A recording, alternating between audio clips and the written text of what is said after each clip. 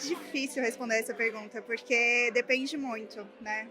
São variações da vida que a gente não tem controle, mas o importante é manter o foco, tentar manter a tranquilidade e se concentrar. Querendo ou não, as aulas do Papa ajudam a gente a manter esse foco. E é isso, é seguir em frente, ponto final. Meu nome é Beatriz, eu sou psicóloga já há 5 anos. Sou concurseira também, mas já sou concursada há algum tempo. Sou concursada hoje municipal e trabalho hoje na coordenação do CRAS. Doutora Bia, quais são os desafios mentais de um concurseiro de longa jornada? Envolve ansiedade, cobrança excessiva, autocrítica. O cansaço emocional ele vem, né, por uma questão de cobrança, tanto da pessoa com ela mesma e também dos familiares, né? Porque à medida que você vai prestar um concurso, geralmente você compartilha com as pessoas, né, com quem você tem relação, que você está tendo aquele objetivo, né? Que você quer prestar um concurso, que você está almejando uma vaga. E aí vem muitas vezes a sensação de estar estagnado, aquela pressão para dar certo, a cobrança externa, né, das pessoas. E aí não conseguiu a aprovação, e aí você vai vendo, né, com o tempo, de que o seu entorno está acontecendo, as pessoas estão conseguindo, né, almejar os seus objetivos profissionais, e a vaga no concurso nem sempre ela é tão rápida, porque exige uma preparação, né? Então tem gente que está aí há anos se preparando, né? Então os resultados demoram para aparecer e os desafios mentais de ansiedade, autocrítica, cansaço, comparação, eles acabam acontecendo. Mas a gente às vezes precisa pensar que a gente escolhe um caminho e a gente muitas vezes não consegue visualizar o final desse caminho, porque é um processo que nem sempre tem um tempo para acabar. Mas incomoda um pouquinho aquela espera, a gente cansa. Mas a gente tem que ter isso na cabeça, não comparar com os outros, independente. Eu tô em 10º, fulano tá em primeiro, isso não importa. Dá pra gente conseguir trabalhar a mente e se manter confiante o tempo todo? Não, e tá tudo bem. Porque, assim, a questão da confiança, ela não é um estado permanente, tá? A gente perde, a gente reconstrói, a gente perde de novo e reconstrói de novo. O importante é que a gente desenvolva uma resiliência emocional e que a gente tenha, né, nos dias difíceis, a concepção do que fez com que a gente começasse esse caminho. Então, o que me fez trilhar esse caminho do concurso? E sempre relembrar isso como uma motivação. Então tá tudo bem não se manter confiante o tempo todo, tá tudo bem desanimar ao longo do processo, só que a gente precisa retomar, né? A gente vê que isso acontece com todo mundo, né? Porque a gente está sempre conversando sobre isso, todo mundo sempre fala, também tô desanimado. Isso acontece sempre assim, depois de uma prova, geralmente, que a gente pensa, nossa, tal prova foi difícil, a gente achou que ia bem e tudo. Que reconhecer que está numa fase negativa não significa que você fracassou, tá? Então, o que a gente pode utilizar para se reconectar? Estou numa fase negativa. Eu consigo identificar se eu estou fazendo aquilo que eu preciso para uma aprovação?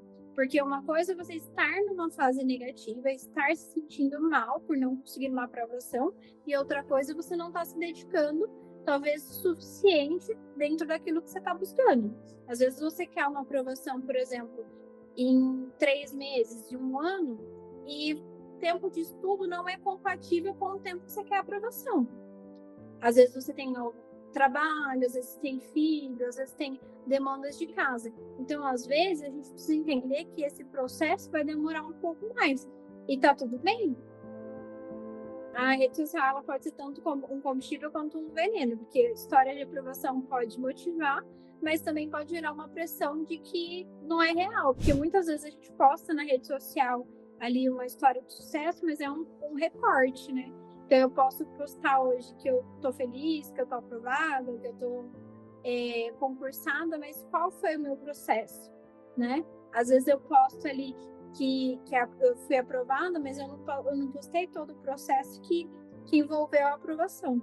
Então é muito, muito complicado, né, a gente usar a rede social para a questão de motivação, porque resultados de aprovação podem motivar, mas a gente precisa entender que os resultados são diferentes, porque as pessoas são diferentes, as condições são diferentes também.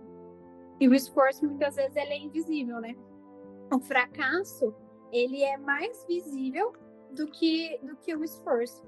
Porque, não passei. Ok, não passei, todo mundo tá sabendo que eu não passei, todo mundo me cobra porque eu não passei, mas ninguém vê todo o esforço que vem em prol disso. Você não vai conseguir dar 100% todo o tempo. Então, às vezes, se você conseguir dar 50%, se você conseguir dar 20%, aquele vai ser o seu melhor. Então, qual é o meu máximo hoje? Hoje eu tô, sei lá, cansada, eu tive uma noite ruim, eu tive um dia, sei lá, péssimo no trabalho, eu consigo estudar 2 horas. Talvez o máximo de hoje seja 2 horas.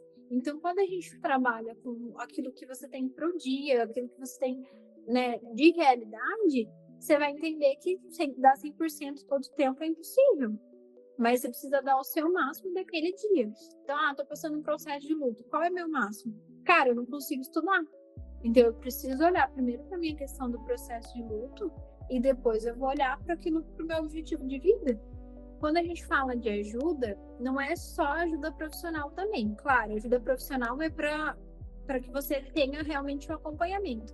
Mas, às vezes, a gente tá com a ajuda ali do lado e a gente não consegue pedir para não mostrar a situação de fraqueza. Então, a gente tem que pensar numa ajuda no âmbito multi. Buscar ajuda com um profissional, buscar também se abrir com os amigos, buscar se abrir com as pessoas que estão ao redor. Se você tá comigo aqui todo sábado de manhã, meu amigo, se você dentro da sua realidade, vou falar de novo, dentro da sua realidade, vem estudando, vem se dedicando, se tem uma coisa que você não pode se questionar ou não deveria se questionar é que você não é esforçado. Então, se esse questionamento está vindo na sua mente, eu peço que você afaste esse pensamento agora, porque ele não é verídico. Para tanto, você precisa fazer a sua parte. Para tanto, eu estou aqui com você. Mas não deixa esse pensamento vencer, não. Não, você está se esforçando sim, você está dando o seu melhor sim. E eu não aceito também nada diferente disso.